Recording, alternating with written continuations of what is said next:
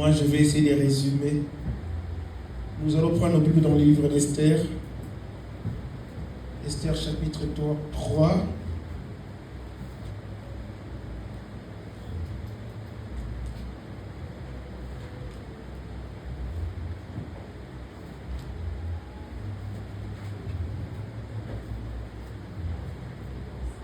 On va commencer par le verset 7 jusqu'au verset 10.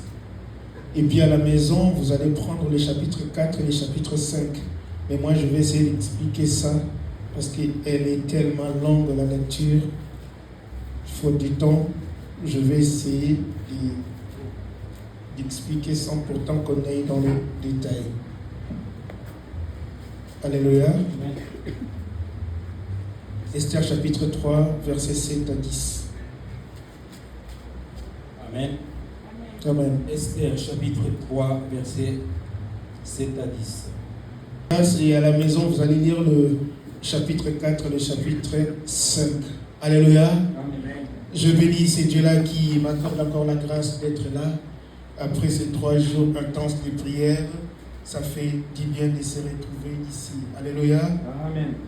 Et je bénis aussi la présence de chacun de nous. Que Dieu bénisse la présence de toute personne. Notre thème d'aujourd'hui s'intitule « Le pouvoir de la deuxième lettre ». Alléluia. Amen. Tout à l'heure, en fait, nous venons de lire l'histoire d'Esther, Mardoché. Et Esther, nous savons bien fait que c'était la nièce de Mardoché. Et elle a eu la chance d'être parmi les filles qui étaient présentées pour remplacer la reine qui a été déchue. Et pendant cette élection, c'est Esther qui a été choisie par le roi. Et Esther a été installée comme reine. Et le problème, c'est qu'après cela, le roi avait engagé Aman comme son bras droit, comme la deuxième personnalité du royaume. Donc, c'est-à-dire, en dehors du roi, les gens devaient honorer ou respecter Aman.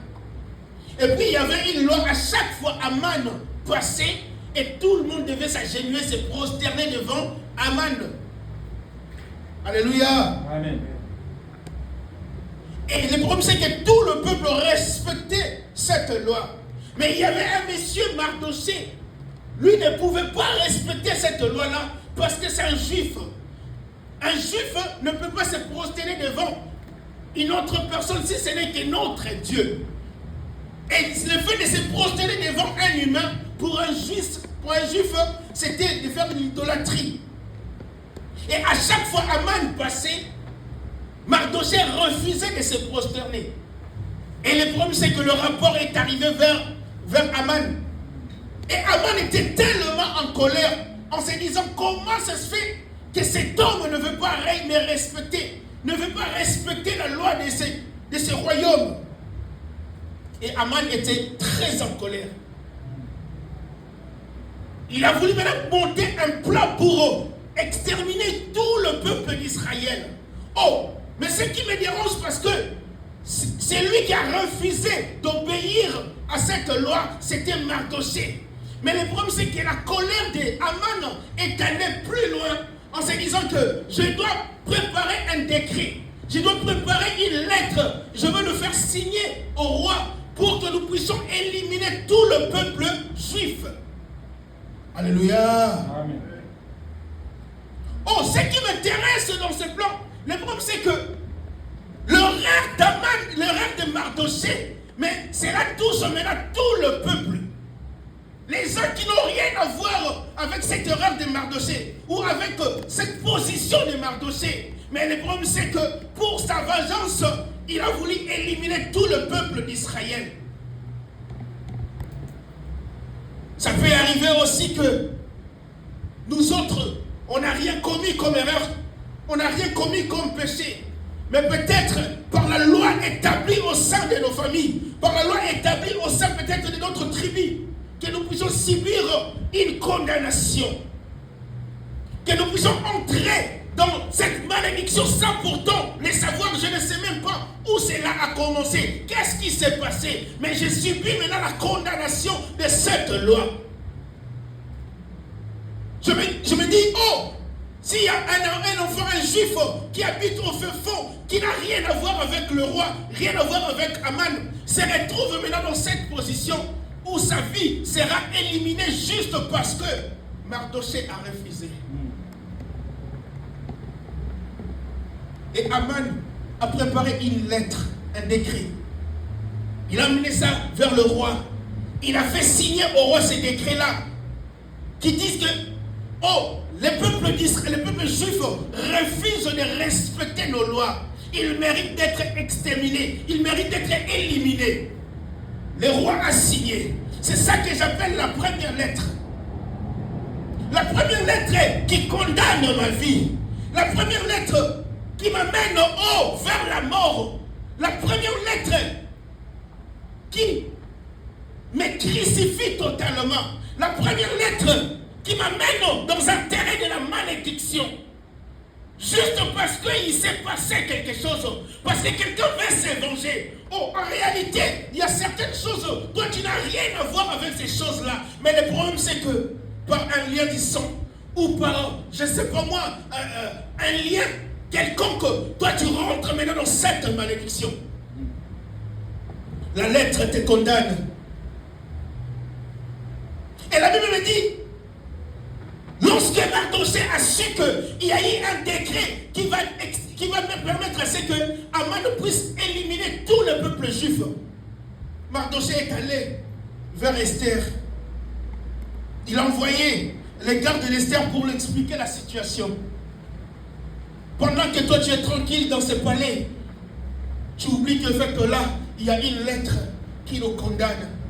Une lettre qui va nous pousser, qui va pousser Aman à nous éliminer tous. Esther a appris la nouvelle. Et Mardoché lui dit que tu es la seule qui peut nous sortir de cette situation. Tu es la seule qui peut faire de sorte que nous puissions sortir de cette situation. Oh, Esther a compris la nouvelle. Mais le seul problème, c'est que à cette époque-là, il y avait encore une autre loi. Tu ne pouvais pas aller voir le roi si le roi lui-même ne te conviait pas. Si le roi lui-même ne t'appelle pas. Pour aller vers le roi, il faut que le roi lui-même puisse t'appeler. Si tu viens de toi-même, il faut que le roi t'accepte. Si le roi ne t'accepte pas, tu seras aussi mis à mort. Alléluia. Esther explique à Mardoché, oui, je comprends la situation. Mais le seul problème, c'est que je ne peux pas me rendre moi-même vers le roi. D'ailleurs, ça fait plus de 30 jours, le roi ne m'a même pas appelé. Donc si je me rends vers le roi sans être convié, il va me tuer. Mardoché répond à Esther, n'oublie pas que ces décrets-là concernent aussi ta vie. Mais si toi tu refuses d'intervenir, même notre Dieu va susciter quelqu'un pour nous aider. Mais peut-être c'est pour des genres de situations que Dieu t'a installé dans ce trône. Alléluia. Amen. C'est ce que je disais tout à l'heure. Il se peut que je suis en train de subir quelque chose qui n'a rien à voir avec ma vie, que je ne savais même pas. Mais je suis rentré dans cette malédiction. Il y a une lettre qui a été établie pour mettre fin à ma vie ou pour te mettre dans une situation quelconque. Oh, je me dis peut-être il y a certains juifs qui n'étaient pas au courant de ces décrets. Ils vivaient normalement, paisiblement, mais pendant qu'il y avait un plan machiavélique qui était déjà préparé pour leur vie. Peut-être aujourd'hui, tu penses vivre tranquillement, mais il y a déjà une lettre écrite, une lettre qui amène ta vie vers la mort. Peut-être tu ne le sais pas, mais cela a été déjà mis en marche par les diables. Parce que aussi Aman était l'accusateur des Juifs auprès du roi. Mais sachez que le diable est aussi l'accusateur. La Bible l'appelle, il est l'accusateur. Parce qu'à chaque fois, il dit, oh, Dieu, tu sais, ce peuple-là t'honore juste parce que tu les as bénis. C'est ce qui s'est passé avec Job.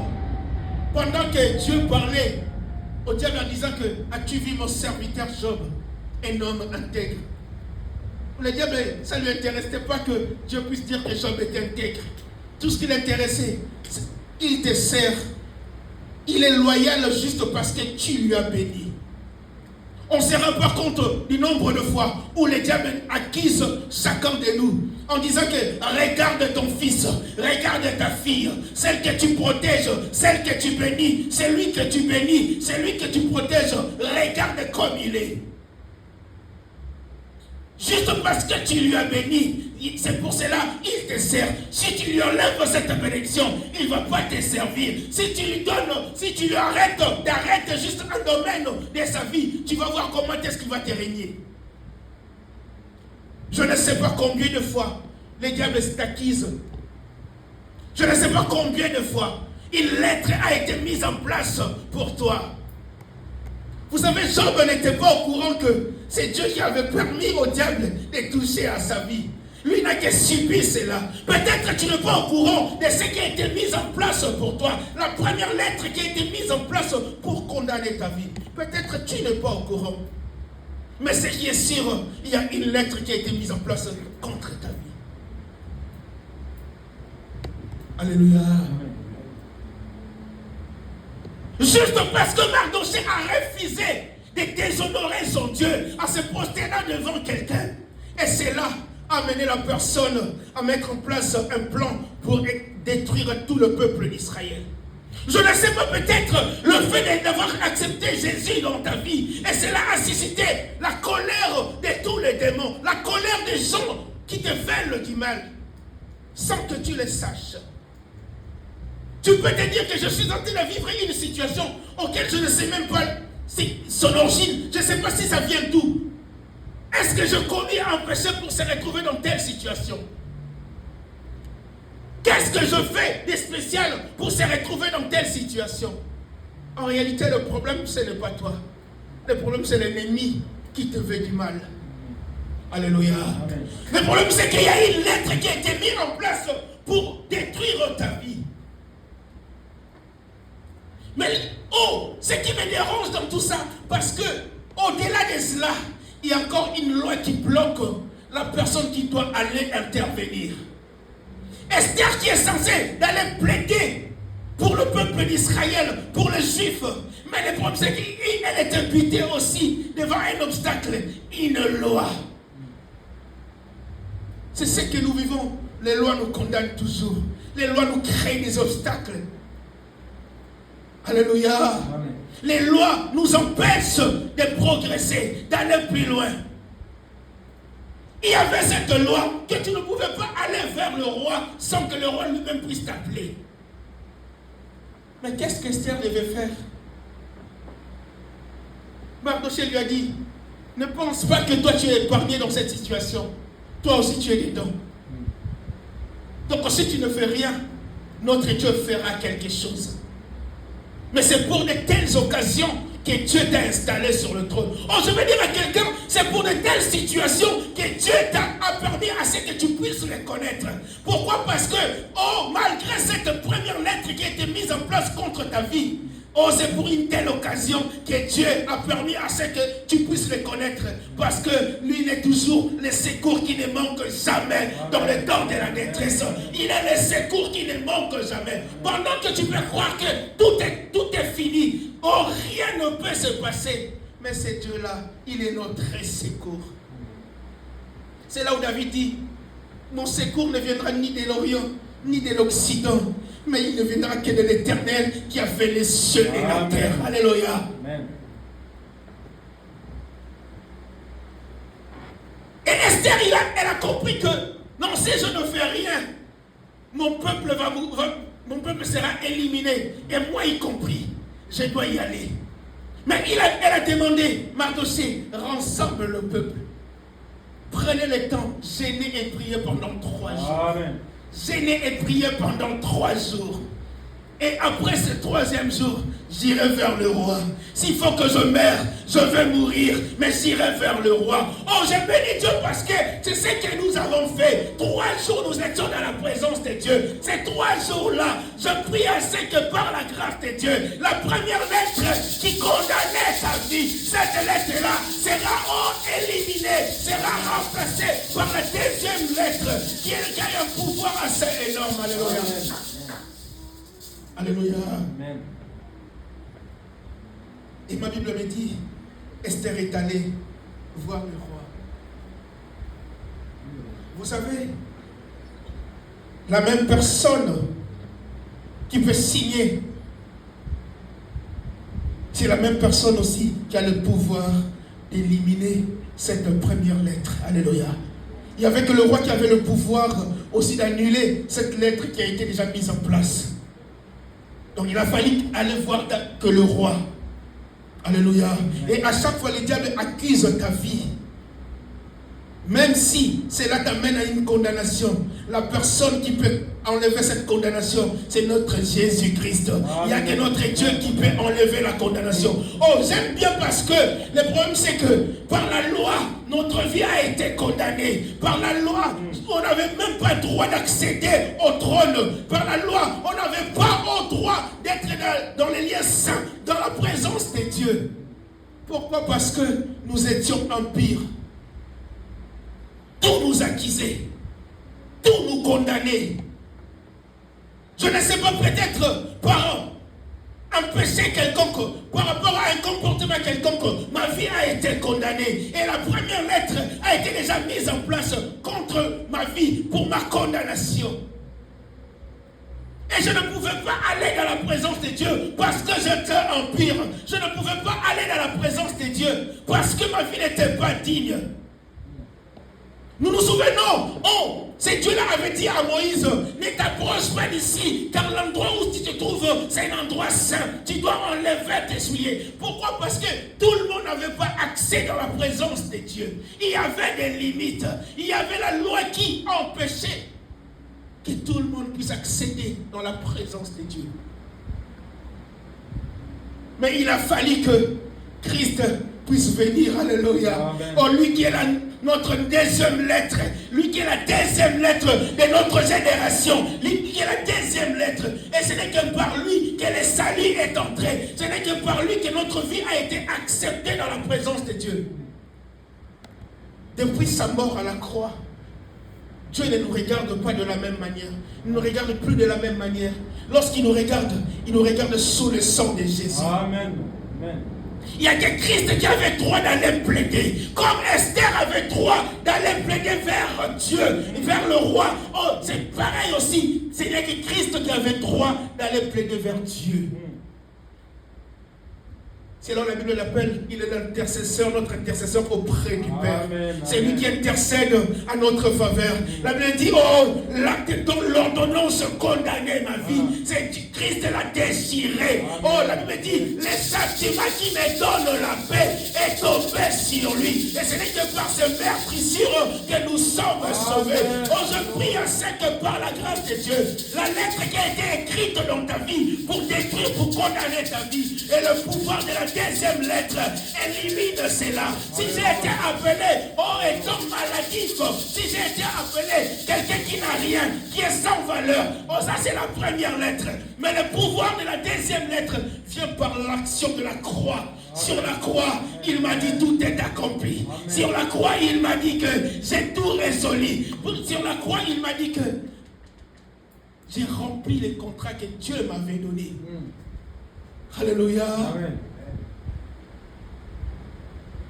Oh, j'aimerais que tu ne te considères plus la même personne. Parce que la première lettre a été annulée par la 2e. Si, par l'histoire d'Esther, il s'agissait d'une lettre écrite, mais notre histoire, il ne s'agit pas d'une lettre, il s'agit de la présence de Jésus. Amen. Il s'agit du sang de Christ. Amen. Le sang qui parle mieux que le sang d'Abel. Le sang qui crie, alléluia. La vie de Christ est plus précieux que n'importe quelle vie. Et sa vie, alléluia, a été sacrifiée pour que moi je sois sauvé. C'est sa vie qui est ma deuxième lettre. Et son pouvoir est tellement énorme. Alléluia. Amen.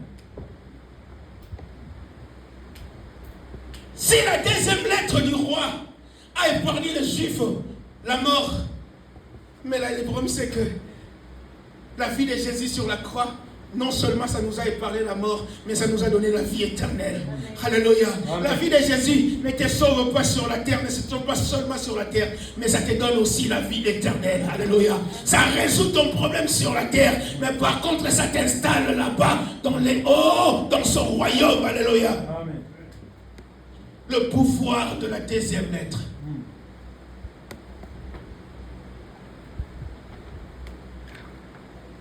Les gens qui me veulent du mal ont mis en place une lettre pour me détruire. Peut-être ça fait des années que je suis en train de vivre cette situation. Mais le problème c'est que l'œuvre de la croix est tellement efficace. Le pouvoir de l'œuvre de la croix est tellement énorme que c'est la paix éliminée. Oh, la Bible dit, je te rendrai même les années qui t'ont été volées par les sorterelles. Je te rendrai ces années-là. C'est là où la Bible nous dit, ne considérez plus, oh, les événements passés. Ne regarde plus les événements passés. Mais regarde, je vais commencer une nouvelle histoire dans ta vie. Amen. L'histoire ancienne m'a donné un nom, m'a donné un statut, m'a collé une étiquette. Ça, c'est l'histoire ancienne. Mais la nouvelle histoire avec Jésus-Christ me donne un nouveau statut, me donne un nouveau nom. C'est là où la Bible dit, je rendrai ton nom grand, je rendrai ton nom grand. Alléluia. Il a dit, dans mon pays, il n'y aura pas de maladie. Dans mon pays, il n'y aura pas de soucis. Dans mon pays, il n'y aura pas, tous ces problèmes. Pourquoi? Parce que Christ a tout résolu. Alléluia. Amen. Ce qui a permis à Esther pour qu'elle soit acceptée dans la présence du roi, parce qu'elle a demeuré dans la présence de Dieu. Elle pouvait se décider dès le premier jour-là de se rendre vers le roi. Mais qu'est-ce qu'elle a dit? Non, nous allons prendre 3 jours. Nous allons prier. Je vais dire à quelqu'un, celui qui est capable de prier est capable de tout. Amen.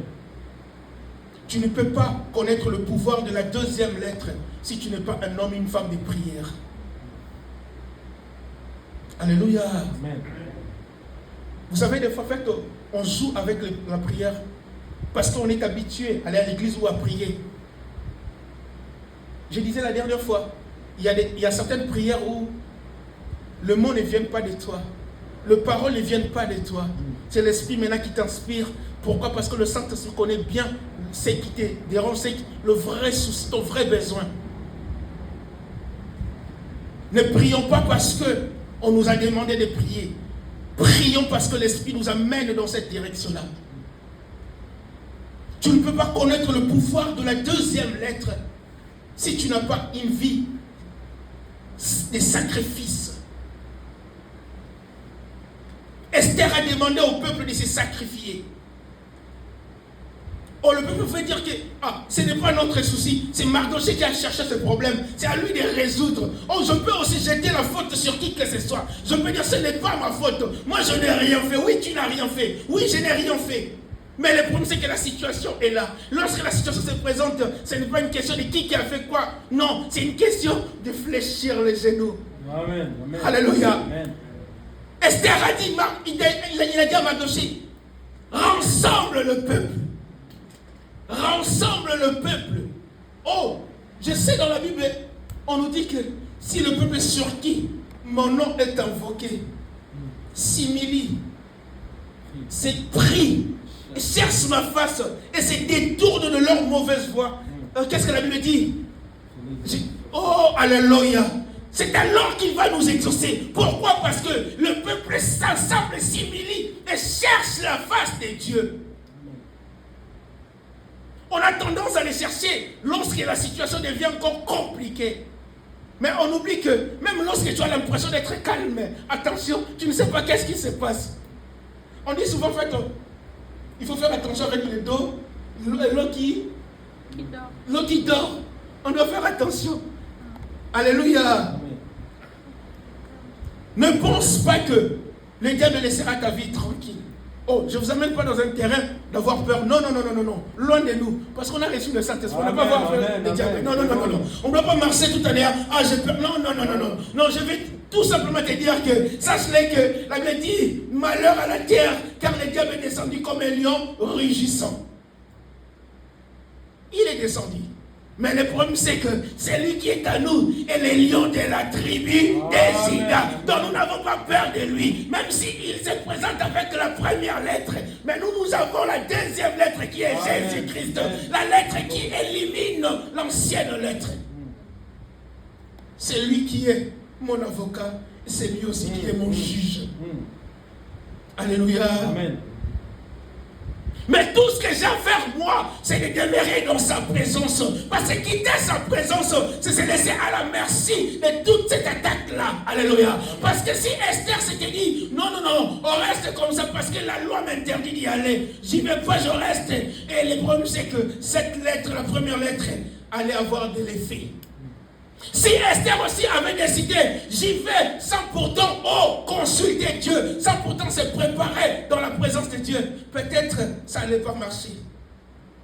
Mais ce qui a créé la différence, c'est le fait de dire que prenons le temps d'abord de chercher Dieu.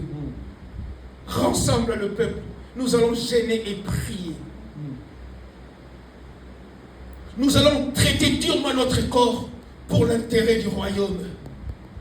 Nous allons oublier nos sensations, nos sentiments, nos besoins, nos désirs pour l'intérêt du royaume. Pose-toi la question, combien de fois tu mets des fois à côté l'intérêt terrestre pour l'intérêt du royaume. Nous avons tous une première lettre qui a été écrite contre notre vie. Mais l'avantage que nous avons, c'est d'avoir aussi la deuxième lettre, le pouvoir de la deuxième lettre, qui est Jésus-Christ. Alléluia. Amen.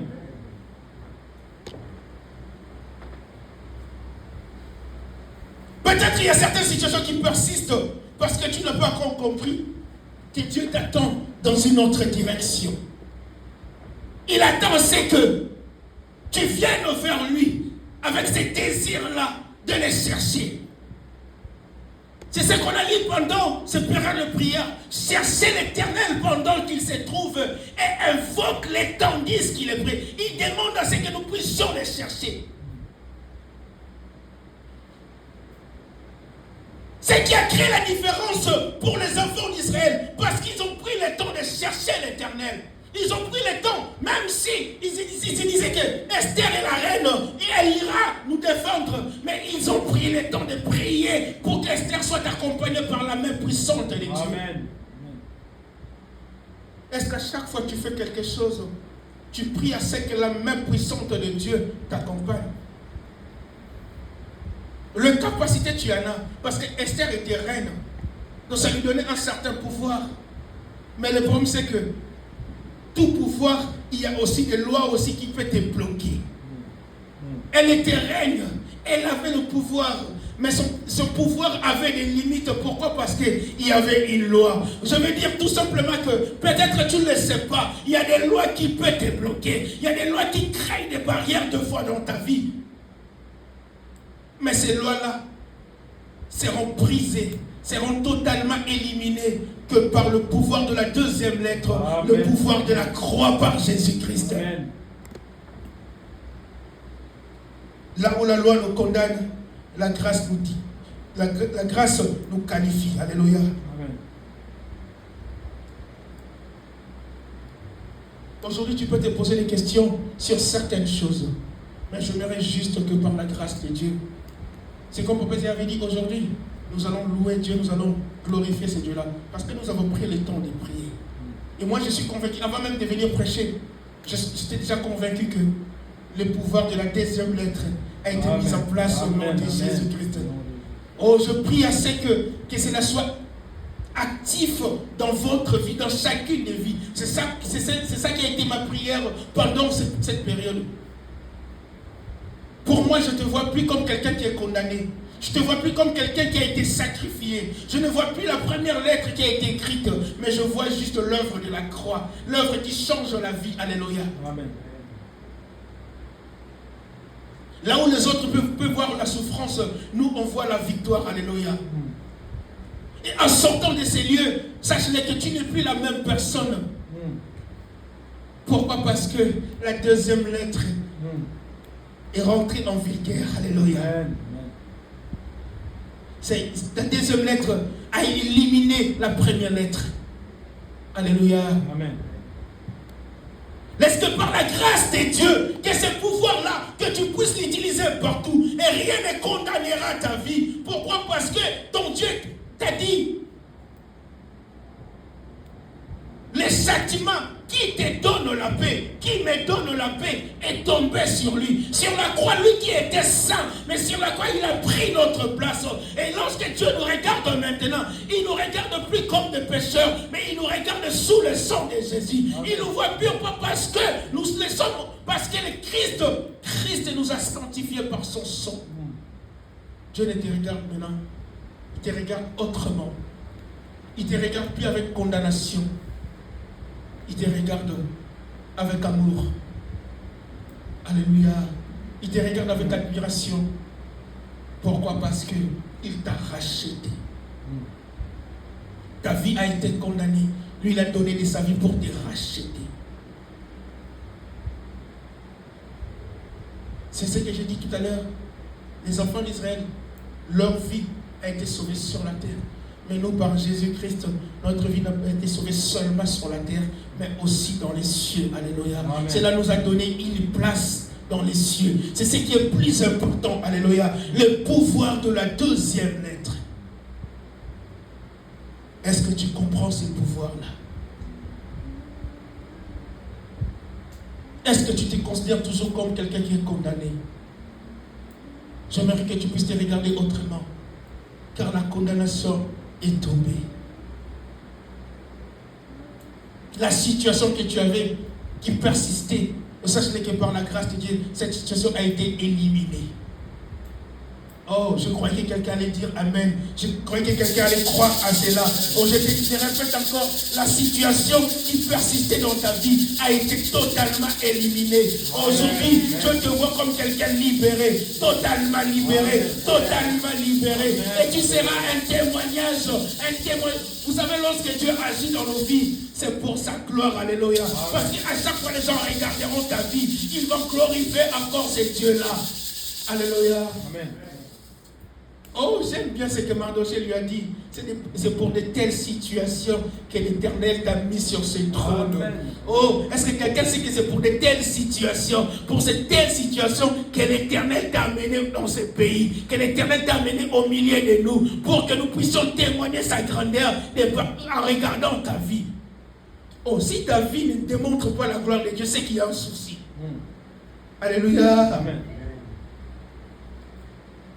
J'aimerais que ta vie témoigne la gloire de Dieu, démontre la gloire de Dieu. Il ne faut pas avoir peur lorsque le combat arrive. Mais par contre, il faut maintenant faire face à ces combats autrement. Alléluia. Et à chaque fois, il y aura un décret sur ta vie. À chaque fois, il y aura une condamnation sur ta vie. Et rappelle-le que, oh, vous oubliez une chose, ma vie a été déjà rachetée sur la croix. Ma vie a été déjà rachetée sur la croix. Il y a une vie sainte qui s'est donnée sur la croix. Son sang précieux a coulé. Et cet homme a dit que je suis sauvé. Amen. Donc tout ce que vous me dites là, ça ne sert à rien. Parce que ma vie a été déjà rachetée. Amen. Est-ce qu'on se rend compte, Nzambe, mon sang tout ami principaux na biso?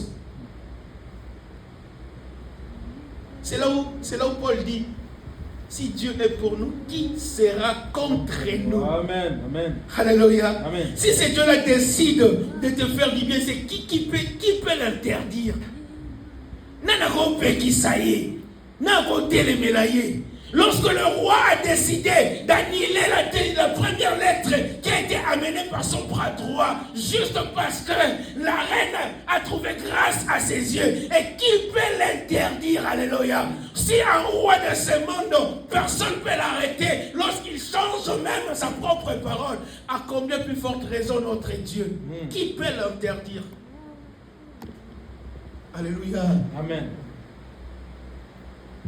Les gens qui cherchaient ta condamnation, c'est eux-mêmes qui vont tomber dans ce piège là-haut. Je prie à ceux que c'est là qui ont écrit de la première lettre qui t'est condamné, qui se retrouvent eux-mêmes dans leur condamnation au nom de Jésus-Christ. Tout ce qu'ils pensaient contre ta vie, tout ce qu'ils voulaient contre ta vie, oh, qu'ils tombent eux-mêmes dans leur piège au nom de Jésus-Christ.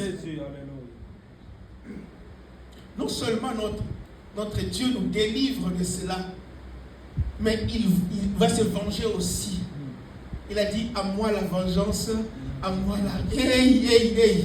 Donc il me demande de croiser mes bras, de faire rien. Moi, tout ce que je ferai, c'est de regarder comment est-ce que lui va intervenir. Je vais regarder son intervention divine. C'est comme il avait dit aux enfants d'Israël. Oh, ne paniquez pas.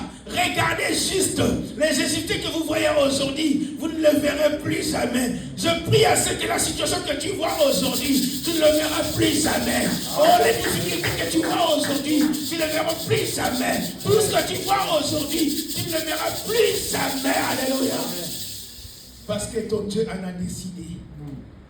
Alléluia. Amen. Mais tout ce qu'il te demande, c'est de demeurer dans sa présence. Ce qui a permis à ce que Dieu accorde sa miséricorde à ce peuple juif, parce qu'ils avaient gardé leurs principes.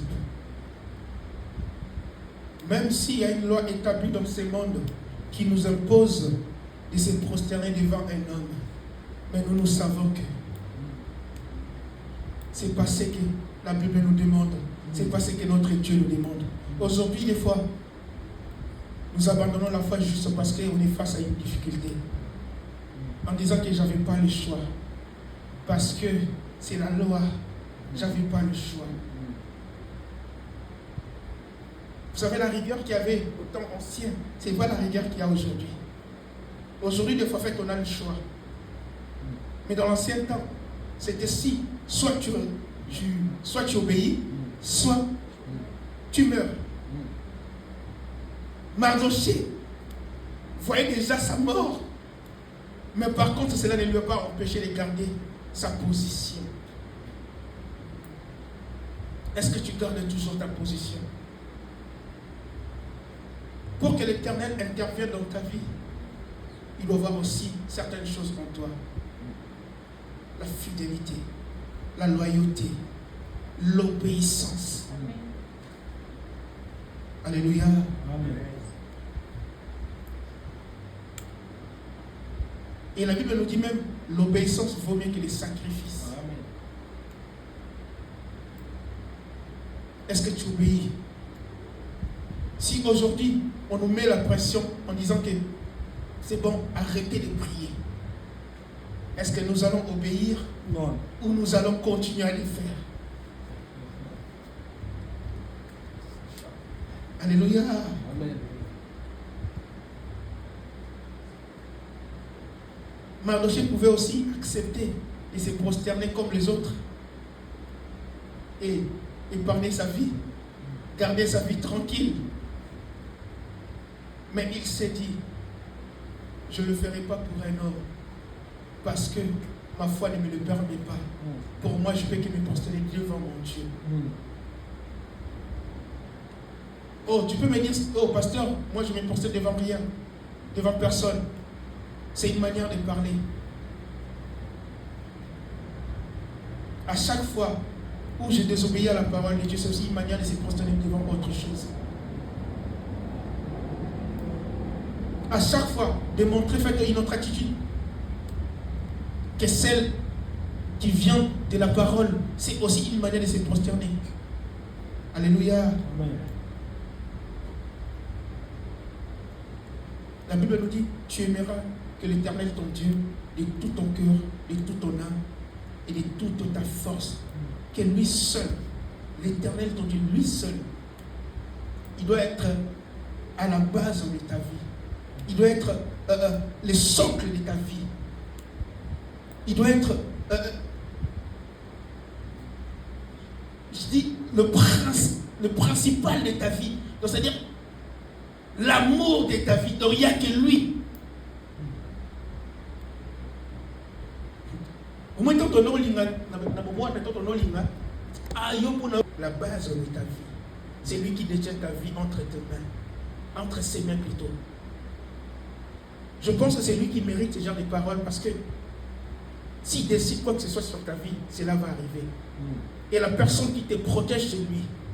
Oh, la Bible l'appelle, c'est lui qui veille sur Israël, ne dort et ni ne sommeille. C'est le Dieu, c'est le seul qui veille sur toi, H24. C'est le seul qui te protège. Et c'est le seul aussi qui décide d'amener le pouvoir de la deuxième lettre pour que ta vie soit sauvée. Quand il a vu que le monde commençait à aller dans le sens où il ne voulait pas, il a cherché. La Bible dit, il cherchait avec qui il va conclure l'alliance pour sauver ce monde. La Bible dit, tous les hommes étaient indignes, il n'y avait personne. Il pouvait que se donner lui-même. Il a laissé son trône de gloire. Il a laissé sa gloire. Il a accepté de descendre, d'être humilié, d'être rabaissé, d'être maltraité, juste pour que nous soyons sauvés.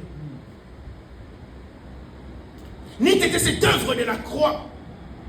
Ma vie n'allait pas être comme ça. Ta vie non plus. Et ce Dieu-là a donné de sa vie pour toi. Il a amené la deuxième lettre, le pouvoir de la deuxième lettre, pour que ta vie change. Et pourquoi accepte de quitter sa présence? Pourquoi accepte de les désobéir? Revenons dans sa présence. Que Dieu nous bénisse. Amen.